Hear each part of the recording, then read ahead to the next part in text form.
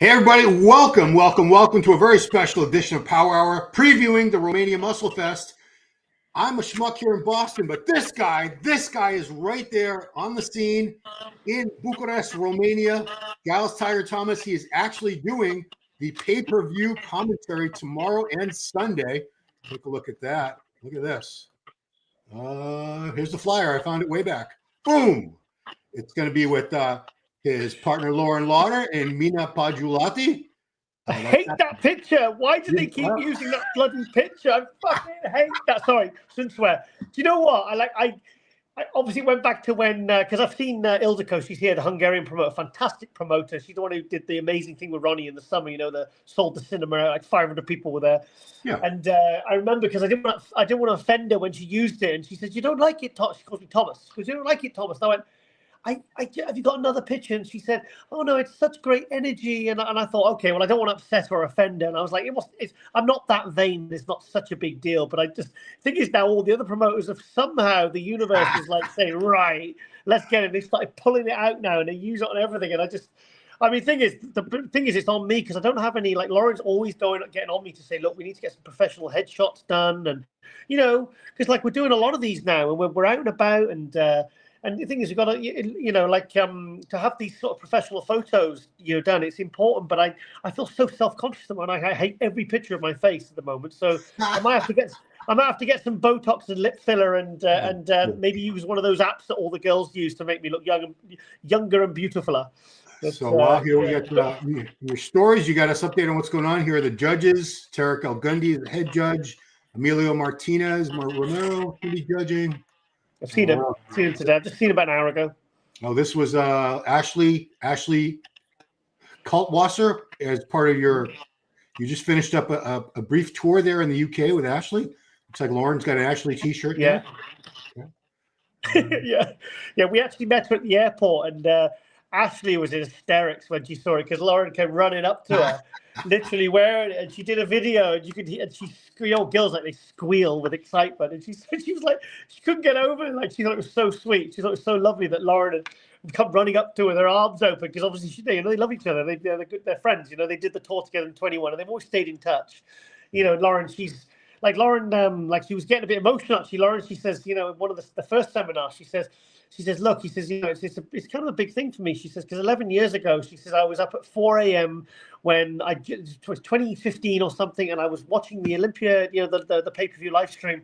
She says, and I was like, I remember just being so inspired. It was that kind of pivotal moment in her life where she decided she wanted to go down the fitness route, training, and she wanted to compete in bikini. And she said that was the turning point, when she saw Ashley, and Ashley inspired her. Because we've all, us bodybuilding fans have all got that's one thing that made us go, we saw a magazine or we can remember a certain front cover where we go, that's what I want to do. That's cool to me. She says, and here I am 11 years later. She says, I'm sat with her, doing seminars, literally all over the world with her. Cause, they've been to Romania, they've been to Spain and also we got bigger things planned, obviously next year, because we like to do multiple, if we have a good experience with someone doing a tour, we like to, see this. Sorry, this is that's a wine rack. It's I think 15 meters.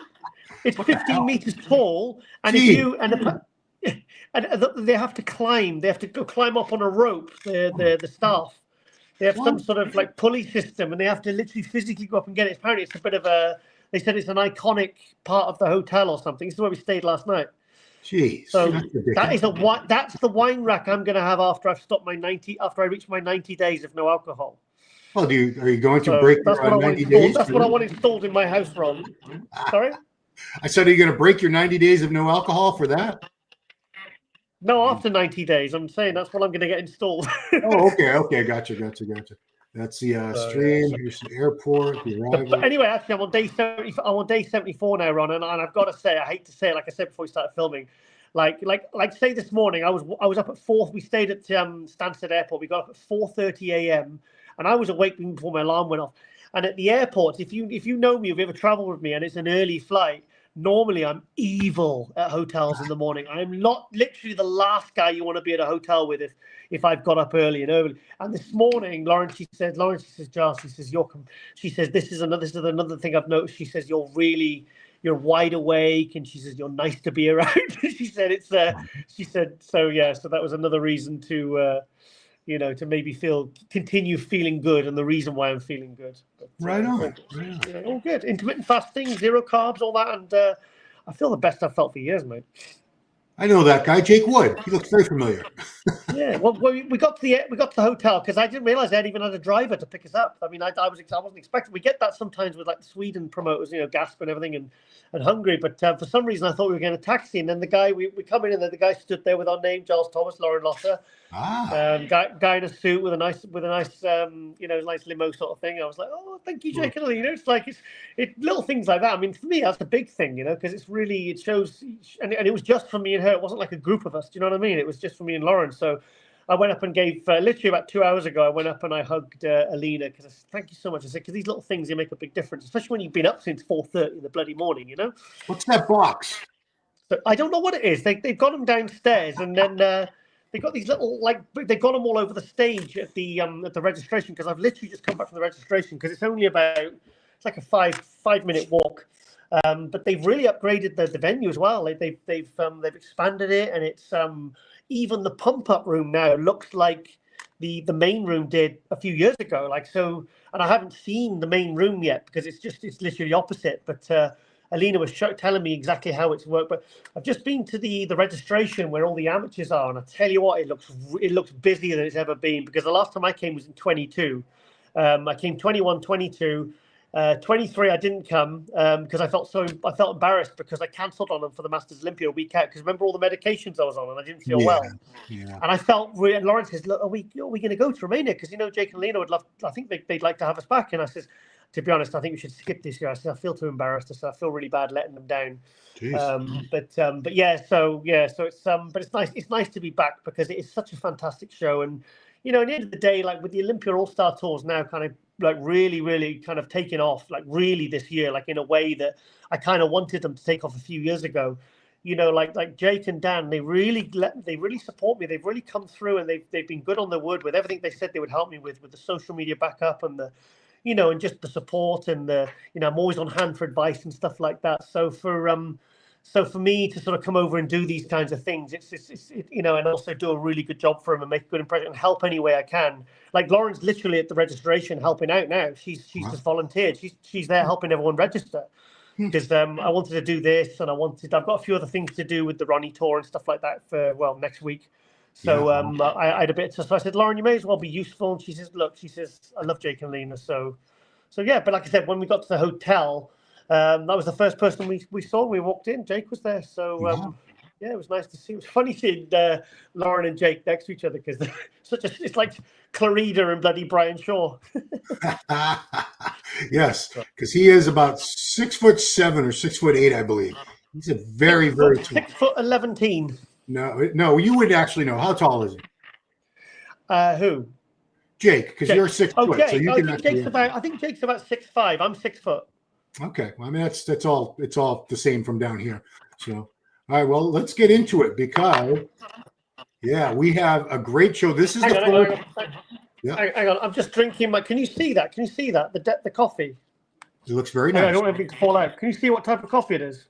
No, I can't. I mean, I can't read it. It looks like chocolate. Milk. Deca. What'd you say? Kit Kat. Deca. Oh, Deca. Oh, that's good. Deca Nandrolone coffee. That's awesome. I'll have 2 cups of that, please. I've got dodgy joints. We need to get into the show. This is the first chance to qualify after the Olympia. We had, the Legion, and there was a couple of chances to qualify for the Olympia before the Olympia in the last couple of weeks, but this is the first post-Olympia show. Last year, Samson Dauda won it.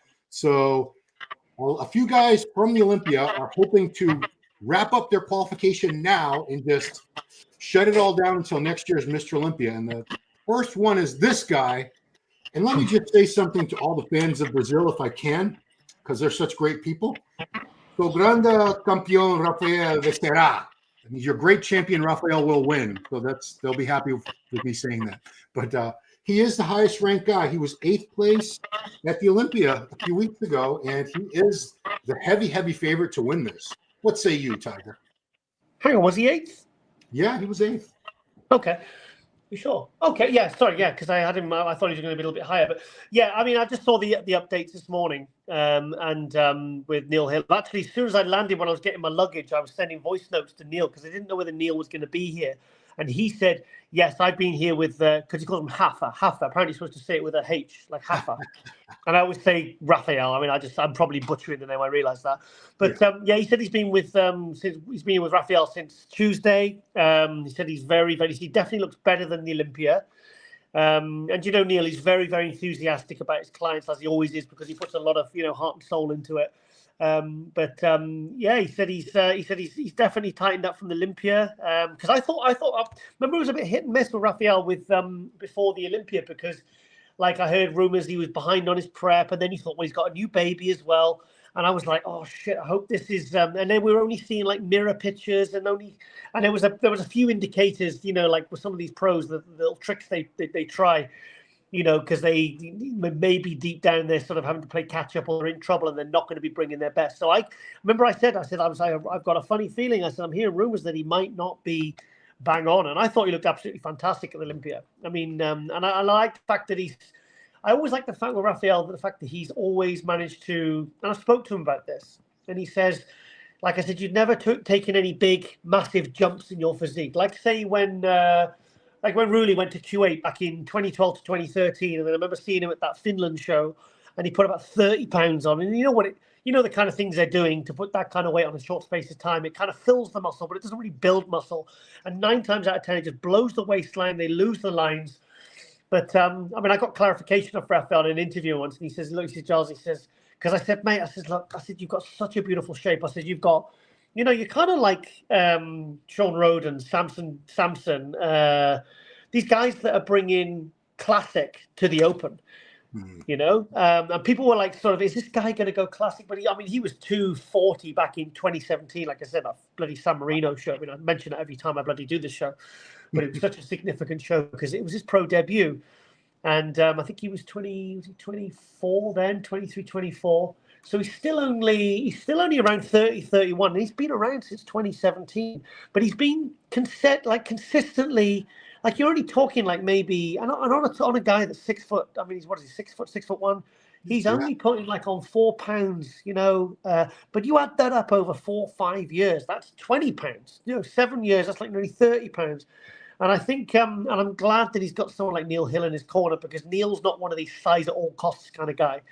He's very Neil's sort of appreciates the kind of physique that people like Rafael and Samson bring to the Open.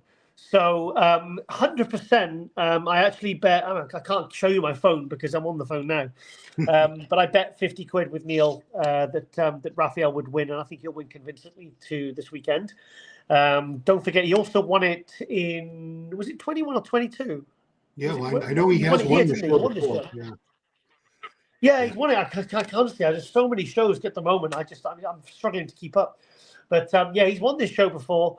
And I'm looking forward to just seeing him being even better, because I think from what I heard, no smoke without fire. Sometimes, he heard that he was a little bit behind on his prep. These extra, I mean, how many weeks is it from the Olympia now? Was it 4, 5, 3, 4, 5? It's 4 this week, because 5. It'll be 5 weeks, because everyone's talking about Bumstead, how much bigger he's going to be. So that's why I know it's 5 weeks between Olympia and Prague. So it's 4 weeks between Olympia and the Romania Muscle Fest. Well, I think if he was behind on his prep, those last 6 weeks were going to be very, very stressful for Rafael. He's got the baby, and with the Brazilian guys, I know they've got amazing sponsors, but and they've got amazing fans, but there was a big weight of expectation on this guy. So I can imagine he had so much. I can't imagine what he was going through psychologically those last 6 to 8 weeks. So, and he did move up from 10th to 8th, because I said to bloody Neil earlier about the start of this year, I said, look, he's going to move up. He's going to make better than 10th this year. I said, in fact, I said to Neil back in February, March, I said, look, I can see Rafael being 6th to 8th this year. I said, that's where I see him moving up. I said, because I think he is one of these guys that they like his physique because he brings aesthetics and size. And I believe that I have confidence that he's not going to show up on stage and he's going to have blown his aesthetics, because he's got you, Neil.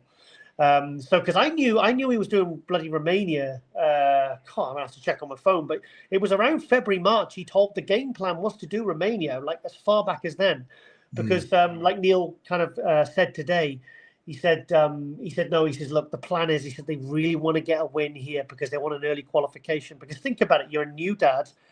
You know, you've just moved up in the Olympia, and I imagine that was unbelievably stressful. So I bet he's so relieved that that went well. I mean, I think maybe he could have been even maybe 1 or 2 spots higher. So, but I think. I mean, I'll speak to Neil tonight because I'm going to go see him at the registration for the pros tonight. And I haven't seen Neil because I obviously didn't get to the Olympia, so I haven't seen Neil for a while face to face. So I'll say to him, look, I said, this already has been a successful year because he won the Arnold Brazil. He was third at the Arnold. So I think this has been actually probably Rafael's best year. You know, and there was still sort of like criticism around his conditioning from the back and stuff like that. But still, he's managed to move forward and have a very good year. So I think if he rounds off the year with a convincing win here, and I think we will see the best version of Rafael that we've seen all year. Although I think that the Arnold Ohio I thought he looked fantastic. Because remember when he was hitting the side shots, and I thought he was neck and neck with Hadi and Samson, because everyone thought it was like, you know, like the Jay and Ronnie days or the Phil and Kai. It's like everyone, it's a 2-man show. But in reality, I think in some of the shots he hit, which I think really made him go up in people's estimation, you know, in terms of how good he is. I remember, look, if you go back and look at those Arnold Classic shots back in March in Ohio, have a look at those side shots, because I thought he really held his own against Samson and Hadi. No, I remember we went through those pretty detailed when we were doing the coverage after the show. And the side shots, I expected him to be blown away size-wise by those guys. Thickness, and he was not. He was not. But let's move on, because it's not a one-man show. We have other great guys in it. Move on to the Beasts, the Brooklyn Beast, Akim Williams, who was 10th at this Olympia. He's been this past Olympia. He's been in the top 10 a couple times. He was 6th place at one point. So, you know, on paper, Rafael just beat him at the Olympia, so it's going to be a stretch for him to beat him here. But he's going to give him a run. I mean, this is a massive guy with very good shape. Do you know what, with Akim, I've messaged him personally because I got his number, and I said to him, I said, mate, I'm so happy. The fact that, because he did really well at the Arnold, and I saw him at the Arnold UK back in March. I sat there with Ronnie watching it. And I'm really happy because, like, let's be honest, we were all kind of, after that, what was it, like the car, was it a car crash he had? He got shunted or something? Yeah, he was in a terrible car crash. Yeah, well, I didn't, because I think they played it down at the time, but I think, like, from what I've heard, it was quite serious. And, like, he had severe neck problems, and he's had, was it a shoulder problem as well? And you know this, I mean, the big guys like that, you know, it's hard for them to train light, or, you know, especially when they're carrying that much muscle. So I imagine it was quite serious. And I think, like I said, I think he probably did, he did well to play it down. But I was really, because he was 4th place at the Columbus, wasn't he? Back in March, was it 4th or 5th? Yeah, in the UK, he did top, I think he was 4th and 5th. So he was top 5 in both of them too. Yeah, so I think that, and I said to myself, I'm so happy, because for me, that is a bloody good comeback. I mean, you know, when you come back for Lauren's messaging, AJ's there. I think that's amazing, that kind of comeback. So I'm really, really happy for him. Lauren, bugger off. I think it's really good. I think. Just to let people know what he came back from, Giles. His back was, there's an AI version. His back was severely injured in that crash. He had to go to a rehab for months and months and all kinds of therapy. Wow. He had shoulder surgery I think it was like this last spring of 23. I mean, this guy's been through the ringer. For him to still be able to hold all this mass and everything, it's amazing. Look at that. I think that's incredible. Like I said, sometimes I said on I forget who I was talking about a few episodes ago, and I said I think it takes real. I think this is where you really, really see the mindsets of like when I'm doing the tours, I really get to see similarities in some of these top champions, you know, these Olympians. I get to see similarities in certain elements of their personalities. And maybe we'll have to do like a separate Power Hour one when we've got no shows on, and I'll list all the things I've seen in these, like Ronnie's and Andrew Jacks and Ashley Coltwasser and Brandon Curry and, you know, and all these people, the Wesleys and stuff. And I'll tell you what, maybe I'll really sit and think about it, and we'll really discuss it in length from like a psychological point of view, because I'm seeing similarities in these really, really top people and traits in their personality. And I'm telling you that, like the way, like, you know, to be able to sort of like come back and overcome these kinds of like, I mean, like my shoulder now, it's like, I mean, I've just been, it's like it messes you up. I mean, I can't imagine, and I'm not, and I'm not competitive. I'm not still a competitive athlete, so it must be really, really hard, especially when it's their living and they've got sponsors to keep happy. And like some pros, they literally just compete just to keep their sponsors. Where'd you go? We lost Tiger there for a second, guys. So we're just going to keep looking at Akim Williams. Yeah, what he's talking about is it's live, guys. We're live, so these things happen. I don't know if he lost his Wi-Fi there for a second. Giles, come back, Giles. Come back. But, yeah, what he's talking about is the sponsors, because this is a huge income source for these guys. Oh, there you are, Giles. Hello. Yeah, and you're back. Yeah. Can you hear me? Yeah, we lost you there for a second. But you're back. Hello. Yeah, can you hear me? Hello. I'm here, Giles. Giles, can you hear me? Yeah. Okay. Well, I'm going to go to some of your comments while Giles is sorting out his audio there. Mike Cox says brown eggs, iced coffee in the Romania preview. Thank you, Mike. Akim for the win. I'm not seeing any progress pics from Rafa again. He looked like he put on 20 pounds for the O. Fasted cardio for me. Thank you, Dane, for joining us. Did Akim make it? He had flight issues. I don't know. I'm going to look at his stories. Let's look at his stories and see if there's any clue there. I know he had missed a flight. So where is this? Oh, what's he saying? See if I can get some audio. No. Oh, here we go. The second flight. So hopefully, fingers crossed. There's no cancellation today. Now I'm able to make it out to Romania. I'll be there on Friday. The show is on Sunday. Wish me luck, guys. Thank you. Wow. Okay. So he was having issues there, but I think he's going to make it. Sounds like it. Heard he was arriving today. Yeah, that's what he just said. Dane, awesome. Giles. Enjoying breakfast. Hoping Giles had a connection issue there. Rather be eating waffles and bacon. Deca coffee. That was with 2 C's. Yeah, I'm going to continue until Giles is able to come back. So next up is in my list of who my top guys are for this show, my top picks. Marcelo de Angelis, who made his pro debut, I believe, last year at this show. Let's take a look. Nope, that's not him. Oh, yeah, that is Horse MD. We take Oliver's thing off there so we can look at Horse. Tremendous legs there. Giles is back. Welcome back, Giles. Can you hear me, Giles? Yeah, I can hear you, mate. Okay, so I finished with Akim, and we're moved on to Horse MD. Marcelo Sorry de about that, Angelis. mate. I'm sorry about that. I mean, I was yelling there at Lauren. She couldn't even hear me. So, so she's in the doghouse now, mate. Am I correct? Did Marcelo Horse MD make his debut here last year as an open bodybuilder? I think it was. Yeah, it was there. My God, do you know what? Doesn't it feel like he's been around a lot longer than that? Well, here's the thing: is I think Turk told me, even though he was a classic pro, he never did a show as a classic pro. True, and there's a bit of story behind that, because when I saw him, I remember seeing him like working. I've got 2021 in my head, because he won one of the Brazil. I forget the name of the show, but it was one of the muscle contest shows. Yep. And I remember saying, I said, "Oh my God!" I said, "I think Bumstead would be in trouble if this guy can," because I think he was, memory serves, he was only like a few pounds over for what he brought. Like Bumstead, he turned pro as a super heavyweight bodybuilder.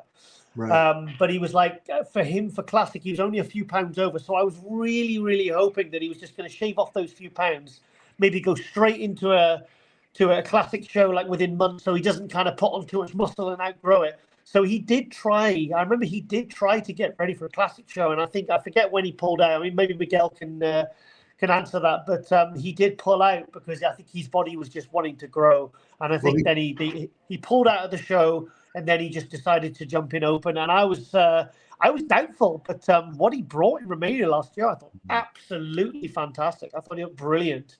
And it's funny because he's like Flex Lewis. He's got one good back shot and one pretty average back shot.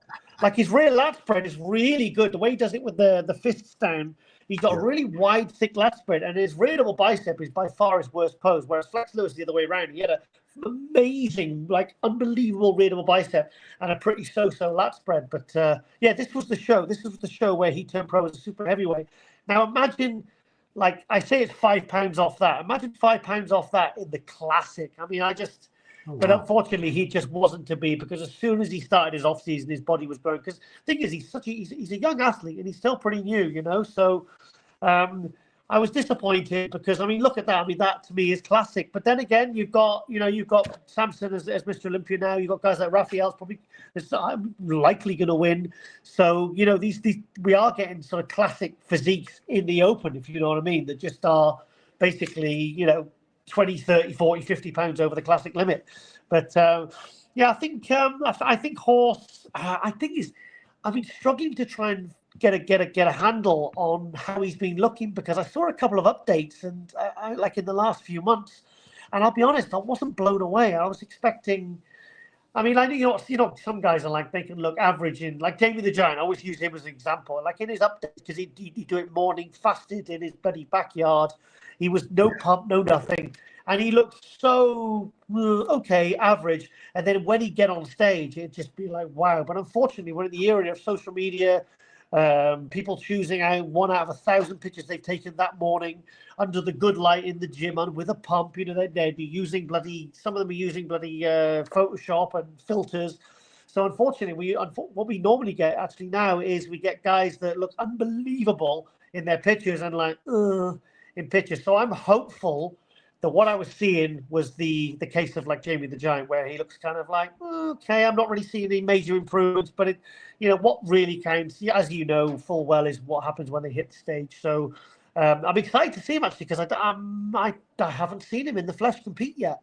So okay. I didn't get to I didn't get to any of the shows that he's done. So I mean, he's obviously one of the up-and-coming guys, and it'd be interesting to see as well the call-out between him and Rafael Brandao, because that's going to be interesting. Because obviously, you know, the Brazilian guys. I mean, apparently there's a live stream where they're just doing Brazilian commentary. I think they're giving it for free. I think they've paid to sponsor the show, and they've allowed to do some commentary for the Open, because obviously there's two top big cheeses in the Brazilian cheeses in the show. So I imagine with the amount of fans that they are in Brazil with bodybuilding, I think that's going to get a lot of eyes on it.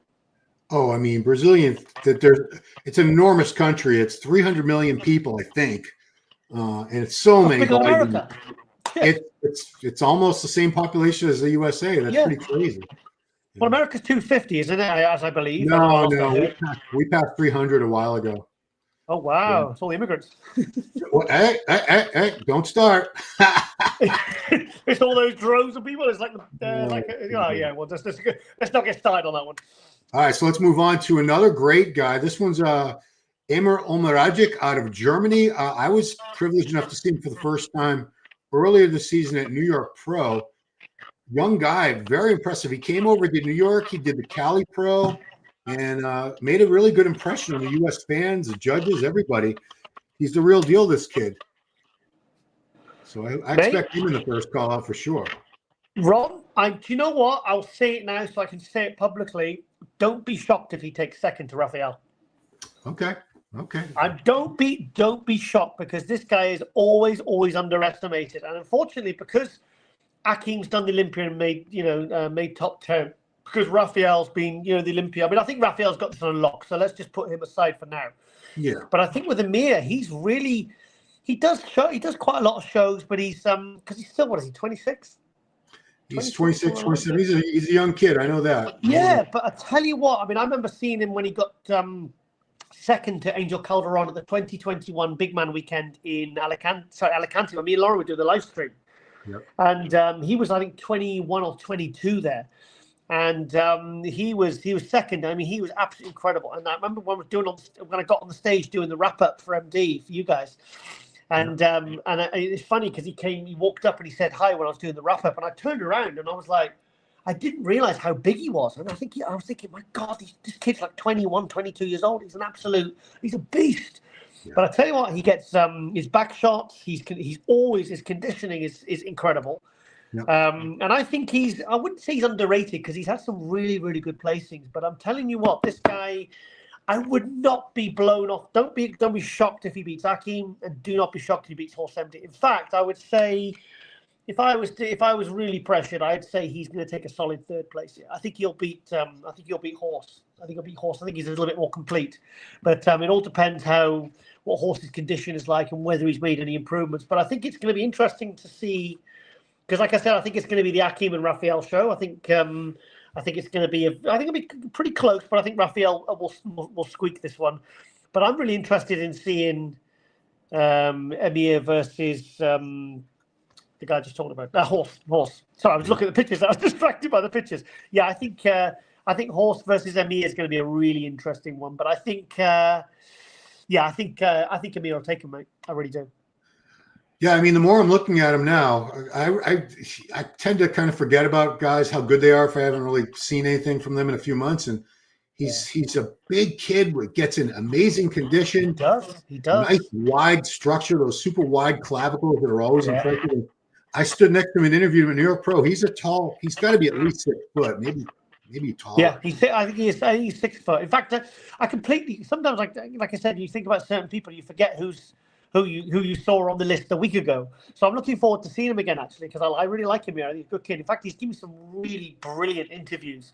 I gelled with him instantly, and I thought, and I got a good vibe. And he's smart. He's for the young, because sometimes his thing is there's a lot of good young pros coming up that are successful and consistently successful, and got really good attitudes as well. Because I don't know what it is. I don't know why.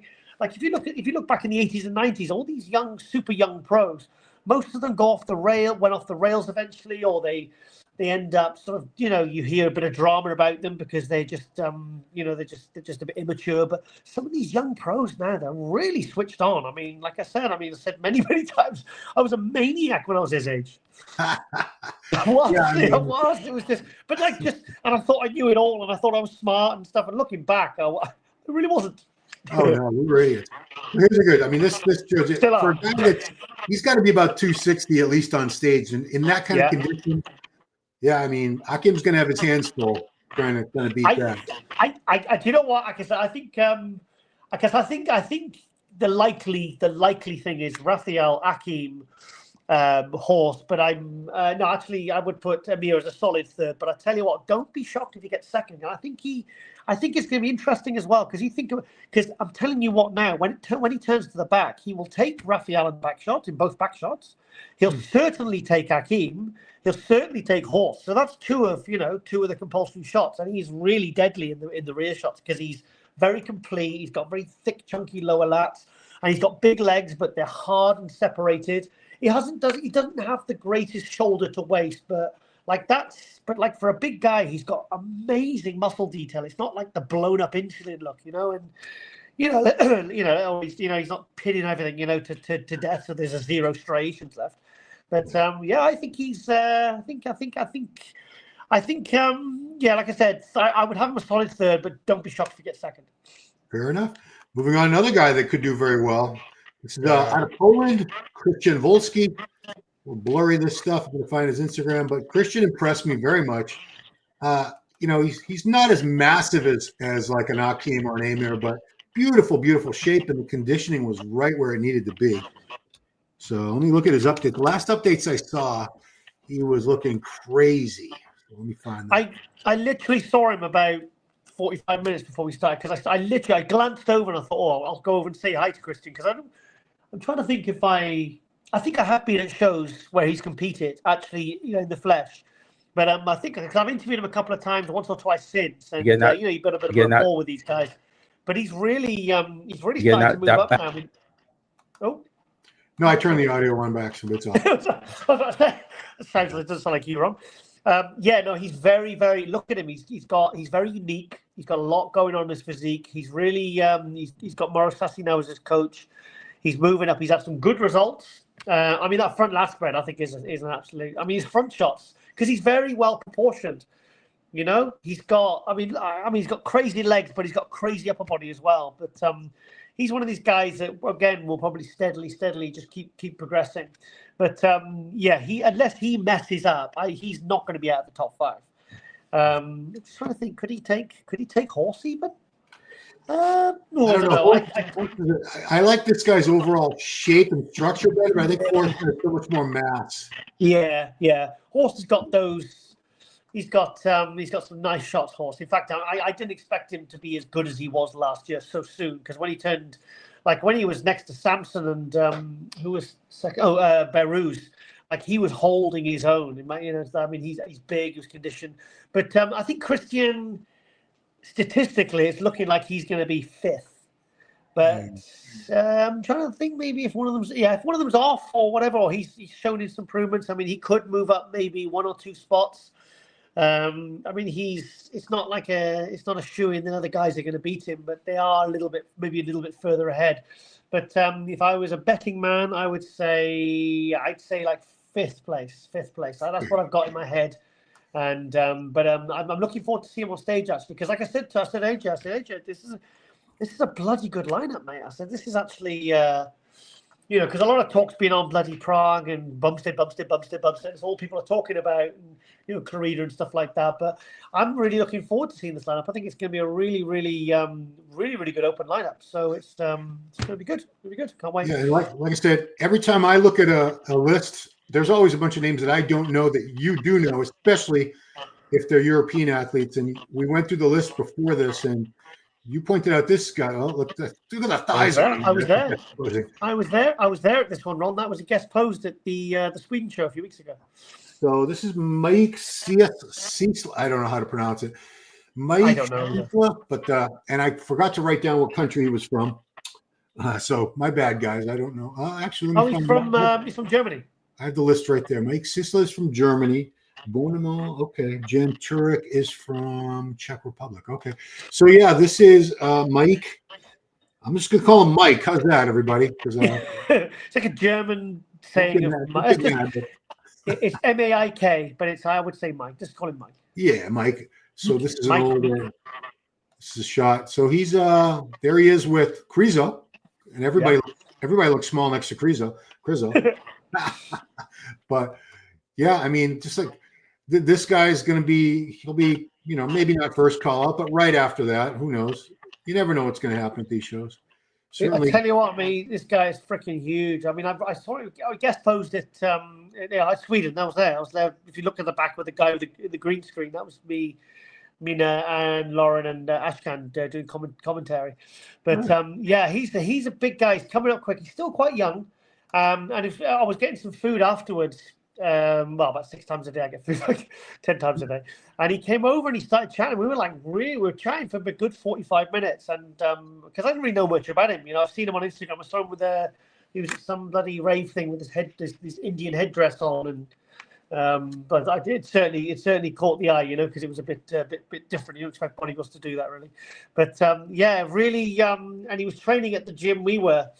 The meet thing on the Monday, and he's a really cool guy. Good personality, good energy. His legs are absolutely enormous. Yeah. So and he did say, actually, he said because I said, what shows you next? He said, well, I'm actually prepping right now for Romania. I was like, I'm doing the commentary there. So he's like, so he's really he says, oh, fantastic, I'll see you there. But he's not going to look small next to anyone. But it's nice to see a new face. He's actually been competing a couple of years, but he's started to really grow now. Look at his legs. Jeez. He said something. He mentioned, I forget what he said, but he said something about Rami's legs or something, and he wanted his legs bigger than Rami's or something. Oh, don't do that, dude. Unless you have a upper body is going to get that big. Come on now. But there's the Indian. And he's tall. There we are. That's the one. Quad cha-cha. Yeah. So I like him, mate, because he's got a really good personality as well. He's a very, very funny guy. Because he was telling me about, because I was using the BPC for my shoulders, the other peptides. Oh yeah. And he said what I was using was a baby dose. But hang on. And also I used it for a couple of months, and look at that. You wouldn't believe I'd completely ruptured the tendon, would you? Like no pain at all now. Oh, see, I didn't find it that useful for me, but I guess everyone has a different experience. I did it for like 2 months, and I used the TB 500 and the BPC, 500 microgram per day, all in one jab, subcutaneous or intramuscular. And I ran it for 2 months. I noticed no change. And then when I stopped it, a few days later, the pain, the mobility just dramatically increased. I don't know whether it's down to that. I don't know, but it's certainly. It's well. To be honest, now I've got an appointment next Tuesday. And I'm actually seriously thinking about calling the surgery off now because I even did some re-adults the other night. No problem at all. So, but side laterals were I did 5 kilo laterals, like 10-pound laterals. It was agony. So we're making progress though. Wow. So this is Italy's Roberto Buonamo. Just think of the word bueno and add mo at the end of it. Yeah. I think this was last year's Romania Muscle Fest. Good overall physique. Good.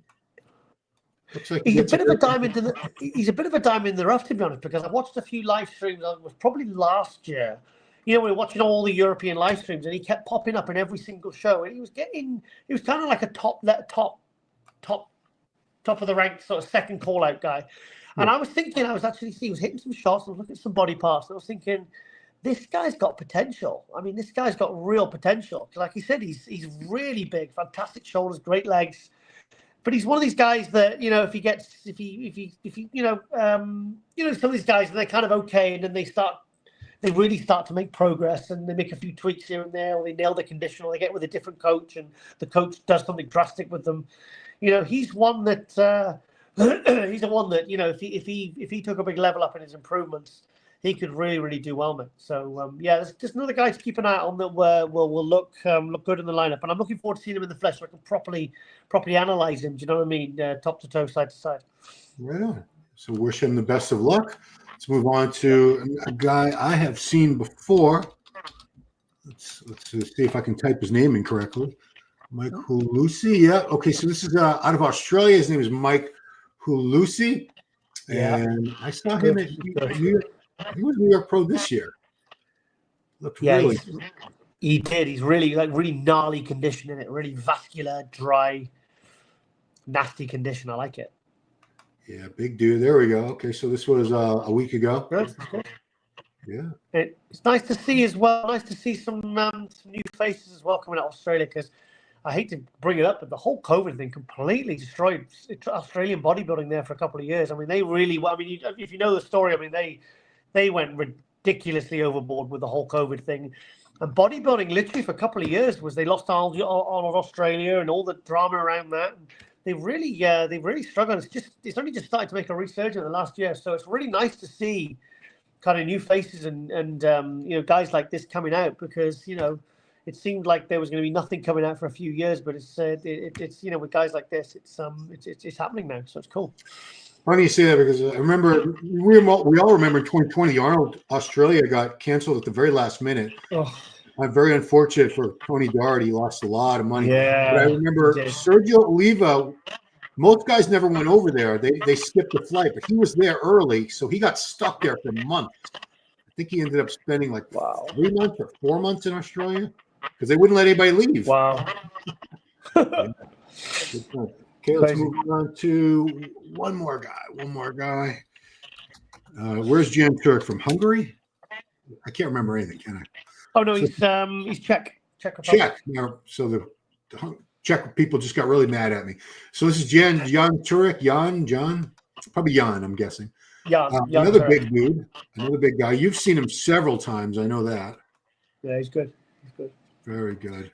Yeah, no, this was the guy that took second to Kryzo in Prague in 22. Oh, okay. So that was a big open lineup, and he took second place in a pro show. Obviously, that was his highest placing to date. But he's another guy. He's tall.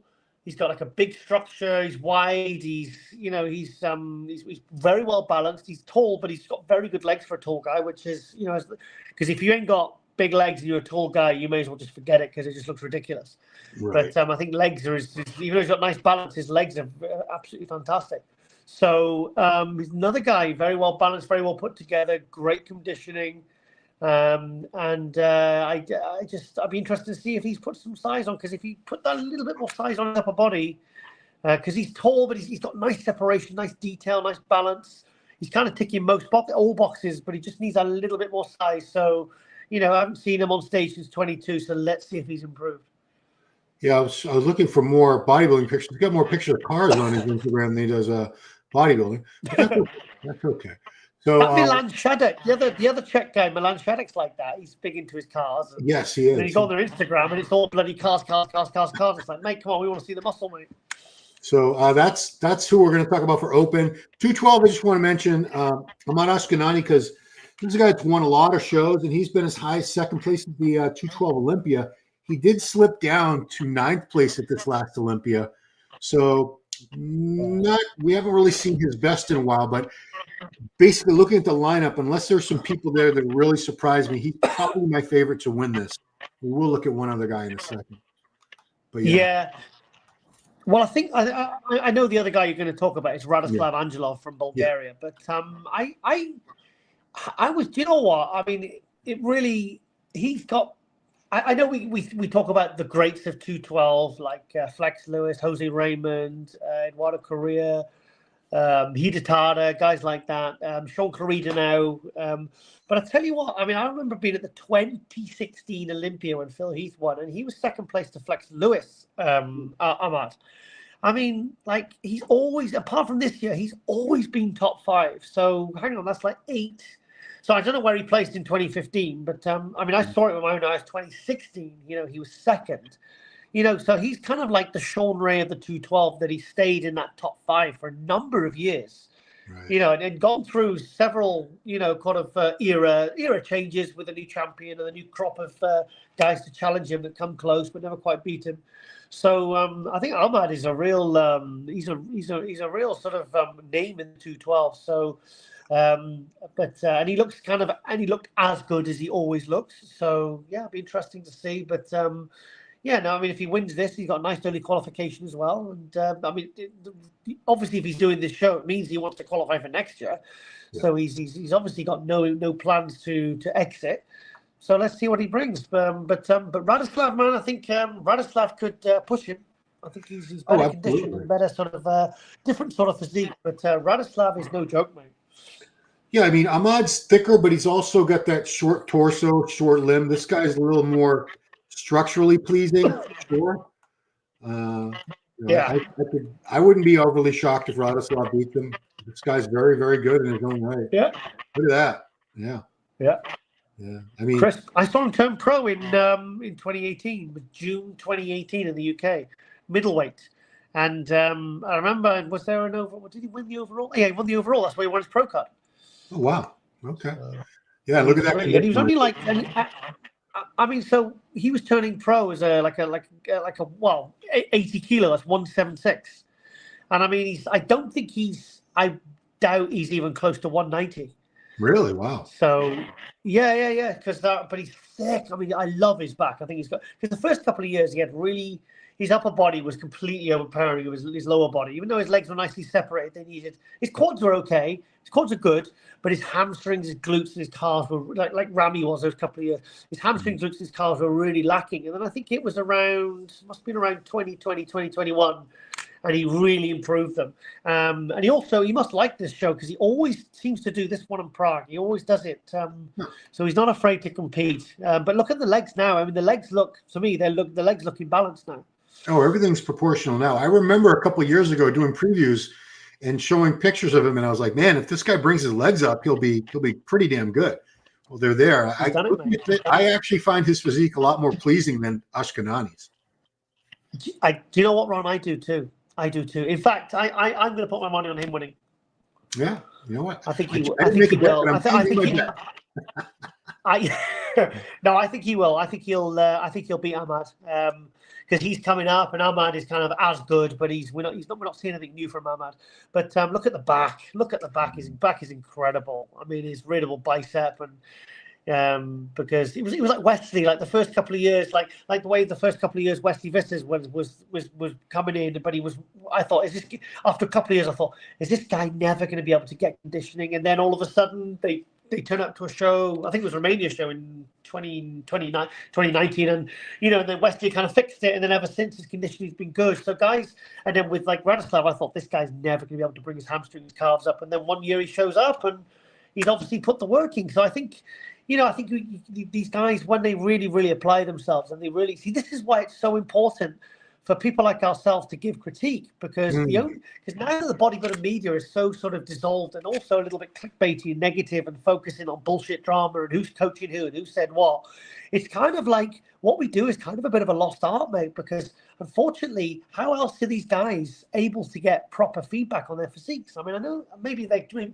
I don't know, maybe their coach but that's why a lot of competitors do watch these kinds of previews, because they know that we're gonna give positive, constructive critique, and we know what the judges are kind of looking for in terms of balance and symmetry and conditioning and size and all these different attributes that make up a contest-winning physique, and how they can evolve. The thing is, I'll look at his physique and I'll say, okay, this is exactly how we can improve.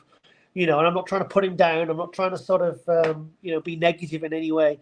But that's why I think these things are important, mate. And like I said, this was a guy that listened to this critique a few years ago from whoever, maybe just saw it, maybe just knew, and he just saw it on his own videos and photos, and fixed it.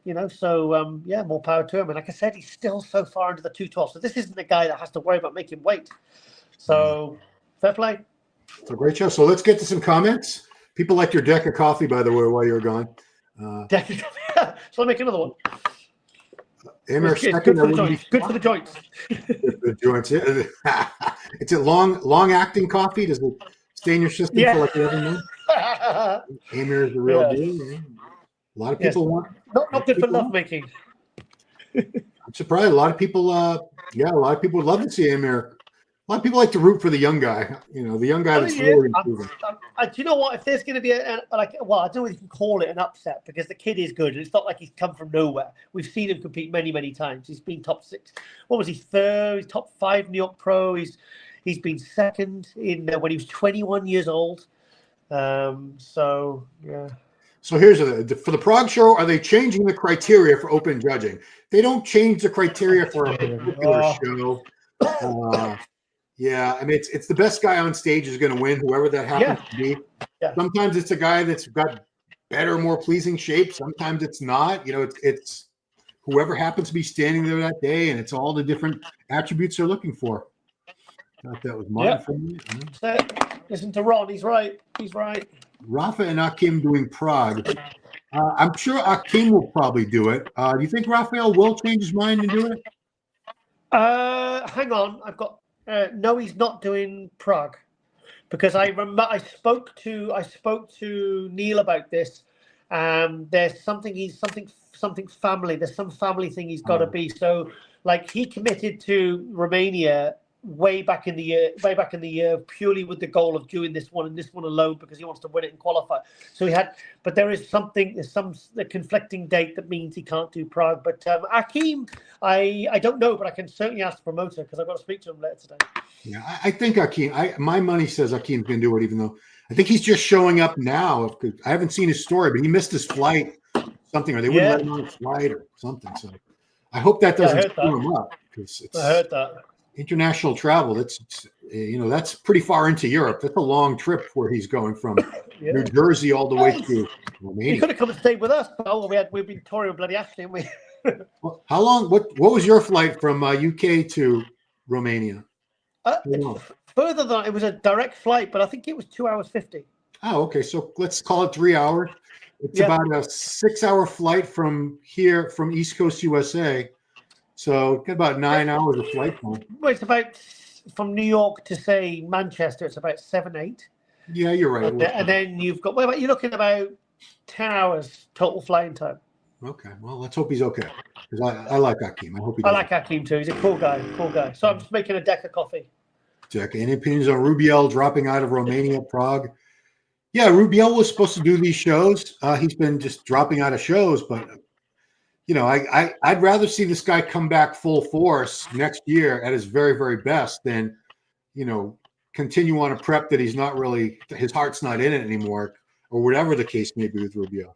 What do you think I hope I'm okay saying this. I got to be careful how I say this, but I hope Rubiel, we don't see another Ramy in with, for years, it seemed like Ramy was being pulled in all directions, and he had 50 different people in his ear trying to And you know what they're trying to do? They're all trying to jump on his coattails and sort of take credit, or they're trying to sort of benefit from him in some way, make out that they're there to help him and they're the only ones that can help him. And, you know, because obviously Rubiel is kind of like the new Ramy, he's the new freak on the block, and he's kind of the one at the expos that people want to see because they want to see the guy with the big neck and the big legs. And, you know, he's kind of like the hot new thing. Do you know what I mean? It's like Krystian was in 22, Rubiel was 23, Nick Walker was 2021. 2020, who was it? Well, whatever. There's every year there's some new guy that shows up that, you know, that just everyone goes crazy for. So Lawrence still mentioned me. You know, so it's there's always someone, and the thing is, you know, what's like the people around them, they just jump on them. And they're just, and also some of these sponsors can be very controlling as well. I've got no knowledge on Rubiel, but it's just a feeling I get sometimes. So I just hope that, you know, he's, and obviously he's going from sort of like obscurity to like, well, I suppose fame and attention, and you know, because I remember I was with him last year, Rubiel, at the Prague show last year, and we were with him just in the bar, me, him, Chris Cormier, and AJ and stuff like that. And he was saying, because English is okay. He says, my Instagram, he says, so many, go up. Like he's not literally, as the show was going, he was waking up in the morning and it's like, it was going up by thousands and thousands because everyone was just losing their shit over this guy, you know?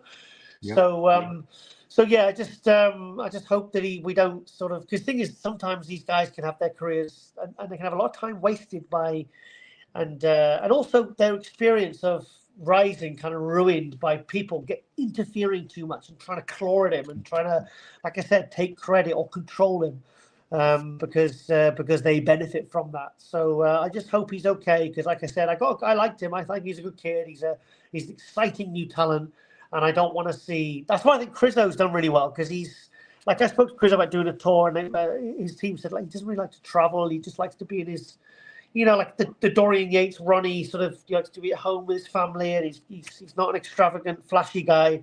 He just loves to go to the gym, compete once or twice a year, you know, keep his sponsors happy, and that's it. So, but with Rubiel, you know, he's, you know, I see the designer gear and the shades, and you just think, oh God, I hope the kid doesn't get steered in any wrong directions or gets distracted from what it takes to be a champion and to really rise, and that's to just basically like be like a Dorian or a Ronnie and just do the fucking work and just get in the gym and not be too distracted or pulled in any directions or get caught up in the financial, you know, like the money thing and stuff like that. Because once you take your eye off the ball with regards to what you need to do to be the best, it's you know, we've seen many a pro, you know, be pulled off track by doing so. So I hope I've said that okay. So you know what it's like in this industry. You know when they get these new guys and people just pounce on them. You know. Well, everybody wants it when you're famous. Everybody wants a piece of you. That's what it all comes down to.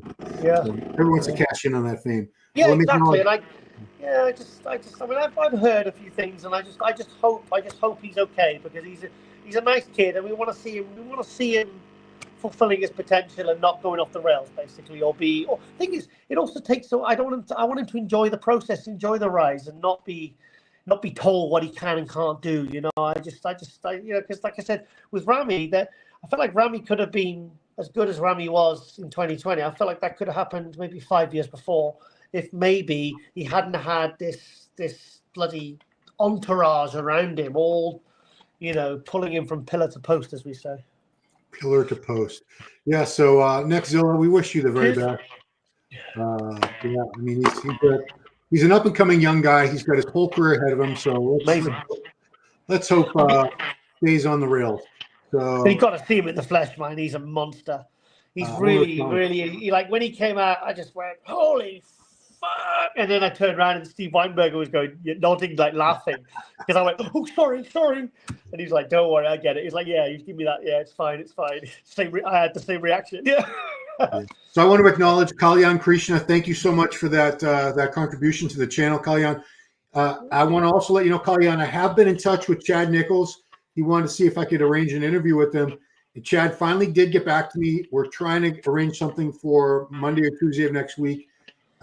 If he has the schedule, if he has time for me. And I definitely want to get Chad on, because I haven't talked to Chad in I don't think anyone's heard anything from Chad Nichols in a couple of years. It's been a minute. I did that thing with him and Ronnie back in 21 or 22. Yeah. And it's funny because he's hard to get hold of. But as soon as I mentioned Ronnie's name, he responded in about 2 minutes. He said, "Yep, when do you want to do it? How, you know?" Because I think him and Ronnie never actually had a chance to properly talk together about their.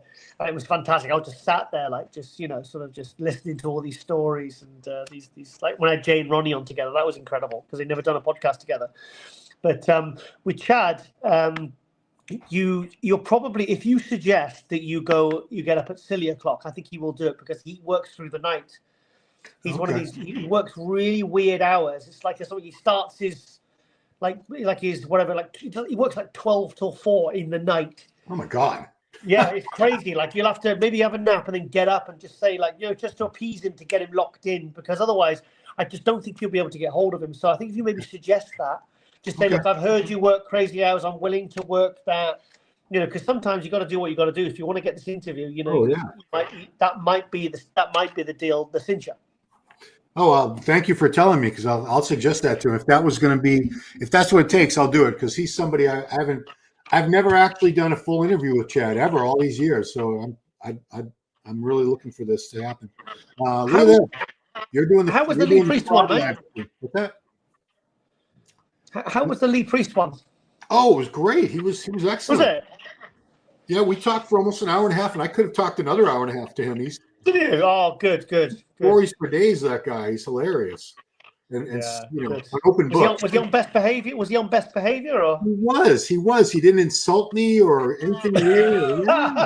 Didn't get me in trouble. Yeah, I was on edge the whole time. Like, what if I hope he doesn't say anything, get me in trouble or this and that. Look at this. He thrives on that, you know. He thrives on that. He thrives on that. He's a bugger, really, but I love him.